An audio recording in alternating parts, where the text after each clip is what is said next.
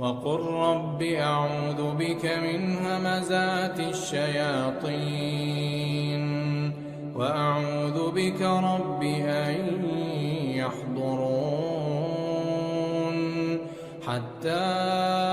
إذا جاء أحدهم الموت قال رب ارجعون لعلي أعمل صالحا فيما تركت كلا